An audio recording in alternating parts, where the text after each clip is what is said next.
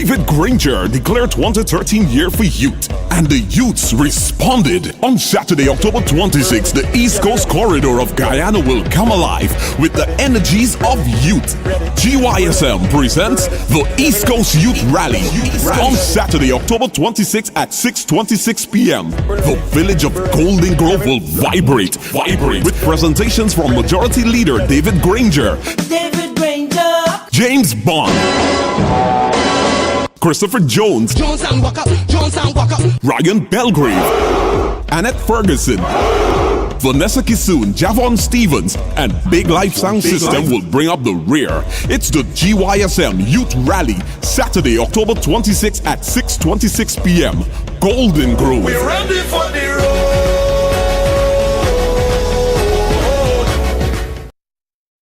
This is the Public Interest. I am Malika Ramsey. Thanks for joining us for another edition.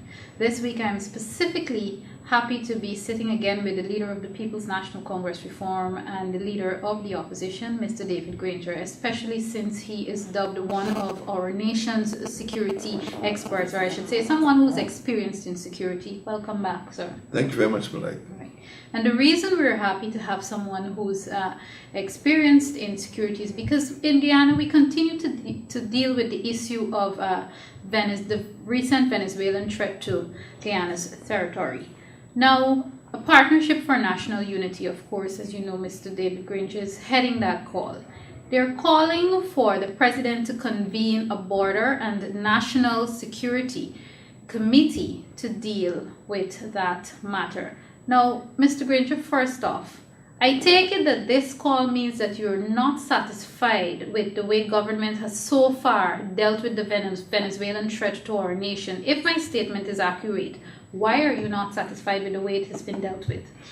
Frankly, as soon as the incident occurred on Thursday, the 10th of October, we came out in support of the government because we feel this is a national issue and we should not split ranks on this matter. So let me make it clear that the Guyanese nation is united on the question of territorial integrity. Now, the government went into negotiations with the Venezuelans. I did speak with the president, and I was made aware by the Ministry of Foreign Affairs of the basic outline of the threat that or the incident that occurred on Thursday, the 10th of October. But I had to recall, for the president's benefit, the fact that I was a member of the Border National Security Committee 12 years ago. In 2001, I was co-chairman along with Mr. Ralph Ramkran, who at that time was the Speaker of the National Assembly. And the Border National Security Committee examined the border and national security. And we agreed that these matters had better be approached on a bipartisan basis, that is between the government and the opposition. We'd made certain specific recommendations, for example, that there should be a committee of the National Assembly, a parliamentary committee, which dealt exclusively with border and national security issues, that the president and the leader of the opposition should consult when there are serious crises like this one, and that we should create certain structures. For example, a national border, I think it might have been called a border institute, but some institution which could study all of the documents, all of the agreements, all of the maps, all of the information available to give the government the best advice. It is, if you ask my disappointment is in the fact that those structures prescribed or recommended 12 years ago have not been put in place. So we come to Thursday, the 10th of October, and we are still where we were 12 years ago. And that's my disappointment, that we could have been much more united, much better informed, and better prepared for dealing with the Venezuelan threat. And it's a pity that we're at this stage at this time. It didn't have to be. If I may continue along the same line, sir, just for clarity, June 2001, the report of the Border and National Security Committee. Again, just for clarity, is this the first time we're having, if you want to call it a territorial incident? Because I'm just wondering how much experience or opportunities you would have had to deal with it after that report? Well, that report came about as a result of a committee which sat for several months to look at border issues, and perhaps the most recent one at that time was the threat the actual incident by the Surinamese Navy of expelling what is called the CGX petroleum exploration platform in the waters off of the quarantine. So that was, Suriname actually sent gunboats. So there was a precedent on the part of Suriname expelling a civil oil rig and creating a major international incident. That matter had to be referred to arbitration, and Guyana won. Guyana was vindicated, and the waters where the rig was operating, conducting its exploration, turned out to be Guyana's waters, which we held, from the start. So, on the part of Suriname, that was a major incident. So, in the same year, in 2000, the Venezuelan government threatened Guyana because Guyana granted a concession to a corporation called Beal Aerospace Corporation, which is going to install a satellite tracking facility in the Guyana, that is part of the coast of the Essequibo. And the president at that time, Hugo Chavez, said it's not going to happen. And in the same year, I think, one or two petroleum companies were exploring offshore for petroleum, and they were also threatened. So there is a background to these maritime incidents. As recently as 2000, so the Border and National Security Committee was actually convened with the knowledge that Suriname had threatened Guyana, Venezuela had threatened Guyana, in terms of the maritime zones. And that committee was a serious committee, and we set out to create structures which could respond to those threats. And that is what happened in 2001, the Border and National Security Committee. But the actual border problem was much older than that. But 2001 meant that we were operating in the shadow of the maritime incidents of 2000 involving Suriname and Venezuela. Before we go a little deeper into this incident and the outcome of it thus far, are you concerned that you may be accused of, or I should say, are you concerned that people may say, and of course I'm being provocative here and this is by no means my sentiments or my concerns, but are you concerned that people may say, Guyana has bigger fish to fry? Why is David Granger, along with his partnership, making such a big fuss or a big issue about this issue that should the problem is solved? Well, every country has to defend its territorial integrity.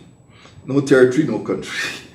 And if Guyana were to allow its neighbors to take whatever they wanted from our territory, we'll have nothing left, because the Surinamese claim is for the entire Essequibo. And were it not for the fact that previous administrations doggedly defended Guyana's territorial integrity, we'd have lost Essequibo. I have no doubt about that. It was the determination of the Guyanese people which kept this country intact. Similarly, the territory that Suriname is claiming is bigger than Jamaica. It's a huge territory. It's a vast territory.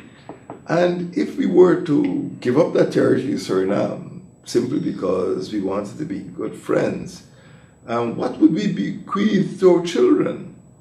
We'd be a little island.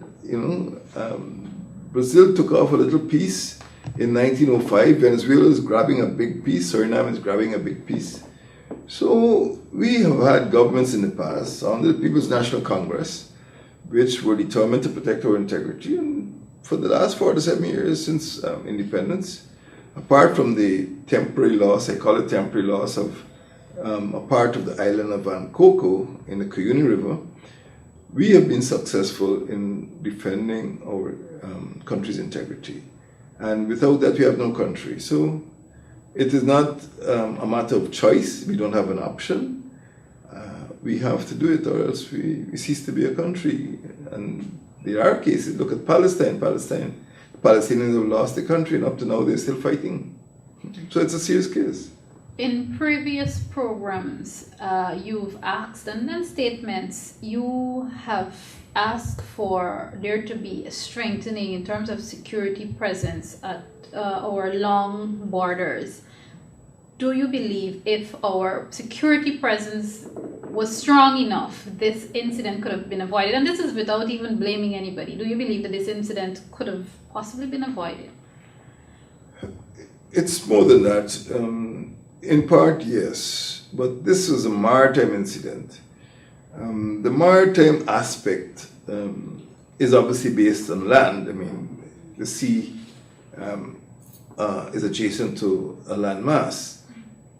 So your question is only partly or partially relevant, because you can hold the territory as we are holding the territory. It's our territory, and you can still lose the maritime space. Now, what has happened is that, as Venezuela claimed the entire Essequibo, as I said, in 1899, there was a tribunal, and Venezuela was awarded some lands in the Orinoco area. A huge amount of land, but in the 1940s, about 1944, one of the junior counsel at the tribunal, the Venezuelan junior counsel, wrote a memorandum, which it sounds comical now, said must only be published after his death. And after he died, this thing was published, and he accused the members of the tribunal of conspiring against Venezuela. And it was on that flimsy basis that Venezuela claimed the entire Essequibo, and claimed that the judgment of the arbitration's ruling was flawed, was null and void. And when Guyana was approaching independence in 1966, in fact the years prior to independence, from about 1962, Venezuela revived that claim on the basis of this bogus memorandum and started to threaten Guyana. So let us fast forward, round about 1968, 2 years after independence, there was a Venezuelan president called Leone, and he actually passed a decree, and it was published in the newspapers in London, to the effect that the waters off of Guyana's Essequibo coast were Venezuelan waters. It's called the Leone Decree, after President Leone. And this led to the development of a Coast Guard to protect our waters. It has, the conflict has sort of fluctuated since then, since 1968, and there have been lots of threats. But this is the first time that I can recall that the Venezuelans actually sent a corvette, which is a type of warship, into Guyana's waters to expel an unarmed civilian vessel. It is unprecedented. Venezuela always complained. They were always, maybe you can say, hostile. But sending a warship is serious, and that is why APNU is so concerned about the incident. It's not a minor incident. We don't have other fish to fry. This is a big fish. Is the Guyana government being naive or burying their heads in the sand regarding this issue, as you're saying that it's very serious? I would like to know. I'm not impressed by what the Guyana government has said or done to date over the last 8 days. And they are aware of the issues. They did send a large delegation of 7 persons. They knew of the conflict. As I said, this thing has been happening in slow motion for the last 115 years, even before that, because the arbitration was 1899. So it's all there in the books. It's not a secret. I believe the government might have been mesmerized by the trade deals it has achieved with the Venezuelans, selling rice, buying petrol, through the Petro-Caribbean deal. And naturally, we are a small state. Venezuela is much richer, much bigger, much more powerful. It has a big navy. And nobody wants to tangle with the navy. But as I said, since independence, we have been able to stand up for our rights. And we've been able to rely on international organizations. For example, the United Nations Charter specifically prohibits the use of force to settle international disputes. Can you imagine what would happen around the world if countries felt free to use force? So there's a clear clause in the United Nations Charter prohibiting the use of force. And that's one of the reasons why this matter with Venezuela is so serious. But we are a small state and we have to use diplomacy. And I am disappointed that the government has not be more forceful in this diplomacy. For example, we should by now have called in the ambassador. I don't know if they've called in the Venezuelan ambassador. I don't know if they've briefed the Caribbean community. I don't know if they've briefed the Organization of American States. This is a serious matter. And this is not a PPP matter. It's not a cabinet matter. It's not a Ministry of Foreign Affairs matter. It's a national matter. We're going to take the matter to the National Assembly. That's what we're going to do. On that same note, perfect. I know you've written to both the President and the Speaker. 2 questions. One, has the President responded possibly in a way that you would want him to respond? And why was it necessary to write the Speaker also of the National Assembly on this matter? Well, the 2 separate issues. I haven't heard from the President as yet. I look forward to receiving his response. The matter concerning the Speaker is quite different because we feel it's a matter of importance, and the President doesn't have anything to do with determining the business of the National Assembly. The Speaker does, and I wrote the Speaker because I want to have the matter discussed at the National Assembly. Okay, and just to follow up on that, we know there has not been mention of a date for Parliament as yet, but can we see in probably the earliest sitting of Parliament, if you're going to take it via motion, this issue? There is a section of the standing orders which calls for definite matters, raising definite matters of urgent public importance. For example, if you have an armed invasion, I classify the incident of 10th of October as an armed invasion. It's an aggression. When we had a flood, in 1905, that was raised. In fact, my predecessors, leader of the opposition, raised the matter, but the Speaker at that time refused to debate it. Although people were suffering, people died during that flood, billions of dollars were lost, and the Speaker at the time refused to allow a debate on what was then defined as a definite matter of urgent public importance. So I don't know when the National Assembly will be convened, but what I do know is the Speaker has got my letter, and I expect that it's going to be debated as soon as we resume. Partnership for National Unity and David Granger have previously accused the PPPC administration of degrading democracy, parliament and parliamentary and local democracy, and in even some cases not necessarily respecting our constitution. Why are you convinced that this matter would be different? Why do you expect that you will possibly get a response from the President and cooperation on this matter? We have to keep on keeping on. We can't be daunted by the attitude of the PPP. We know that attitude very well. The PPP has been in existence for 63 years, and it remains like a dinosaur. It is essentially unchanged. But APNU is convinced that the people of Guyana are on our side. We are convinced that sooner or later the people will realize that we, APNU, will be the one that is fighting for their rights, and they'll come over to our side. So I'm not worried about the PPP attitude. If it maintains that attitude, it will go into the dustbin of history as far as I'm concerned. It is not responsive to the people's needs, and this is what the PPP has been discovering since the 5th of October.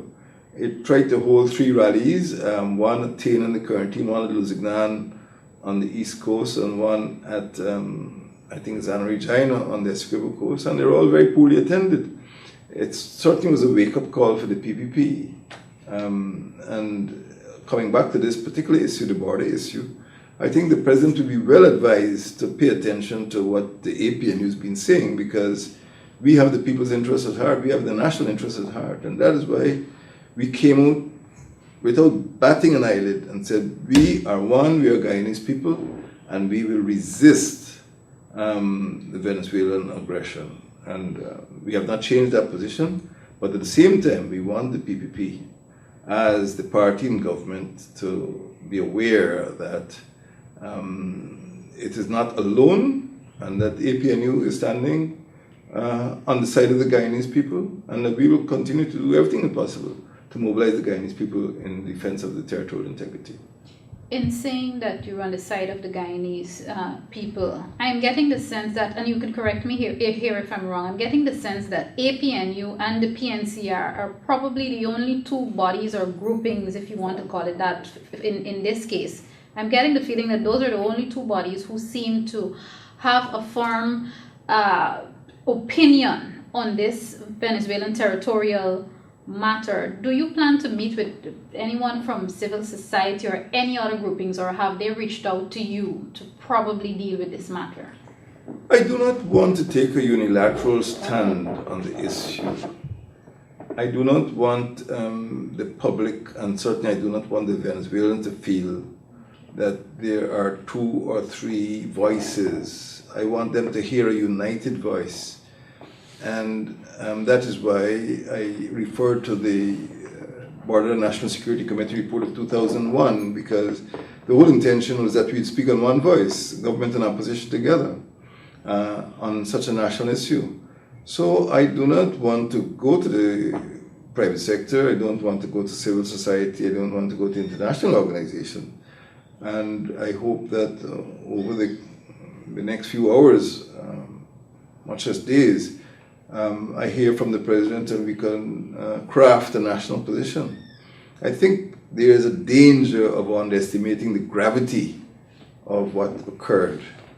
And this is not a flash in the pan, this is vintage Venezuelan behavior. Vintage Venezuelan behavior. We've seen it before, and we have to be very careful that we put an end to it.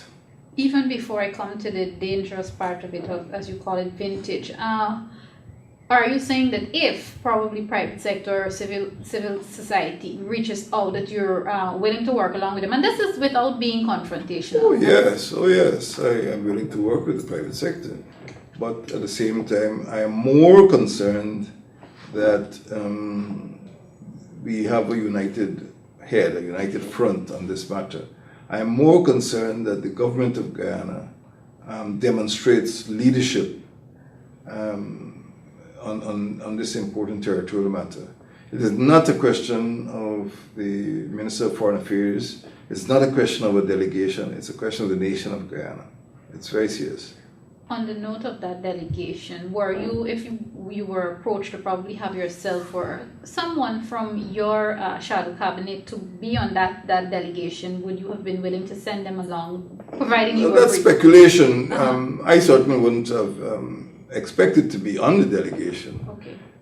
I think that at that level, you're looking at expertise. You're looking at people who understand law of the sea. It's a special branch of law. This is not divorce and landlord. This is serious law. Well, not that those types of law are not serious, but this is a different type of law.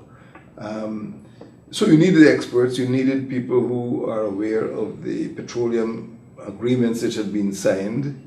You needed someone who was aware of the historical background to the claims.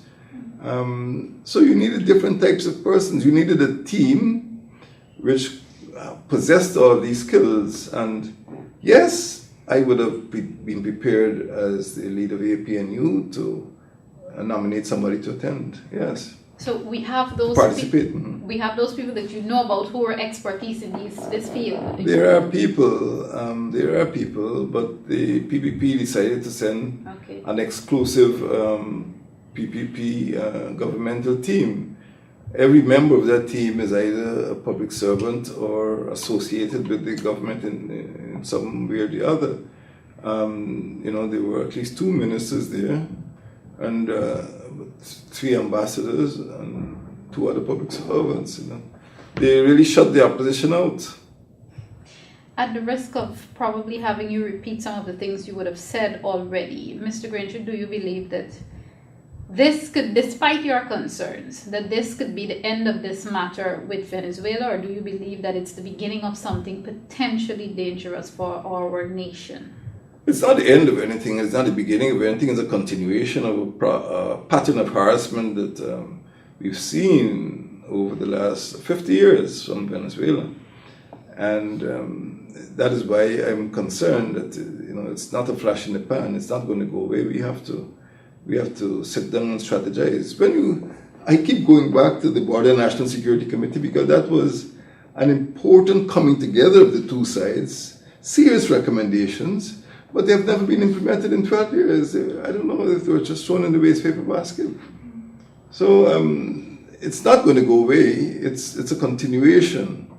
And the only reason we stopped the Surinamese aggression because an international tribunal ruled, and sooner or later we'll have to go to international arbitration. Finally, sir, before we have to go from this edition, and I don't mean to make it sound as doom and gloom, but are you possibly giving the president or even the government a deadline before AP and you and David Granger can do something? Again, I'm not trying to make it sound disastrous or doom and gloom, but is there anything that you can do while you wait on a response? We are preparing. We have to notify and familiarize the people with the problem. We have to notify our constituents. And we will continue to do that. We are preparing in the National Assembly to raise this matter and debate. We will deal with it at the level of the Foreign Relations Committee, the Parliamentary Committee on Foreign Relations. So there are things we can do, and it does not mean that we must sit on our hands and wait for a call from the President. It means that we could mobilize support to ensure that the Venezuelans understand that this is a united nation, and the government, or the 2 branches of government, the legislative branch and the executive branch, have a common position on territoriality. And you're convinced that your constituents has grasped the sense of what's happening with this issue? We will continue to inform them. In fact, we are in a process of outreaches because of political imperatives, and we will continue to use those outreaches to make them familiar with the threat. Okay, thank you very much, sir. Leader of the People's National Congress Reform and Leader of the Opposition, Mr. David Granger. This has been another edition of The Public Interest. I am Malika Ramsey. Thanks for watching.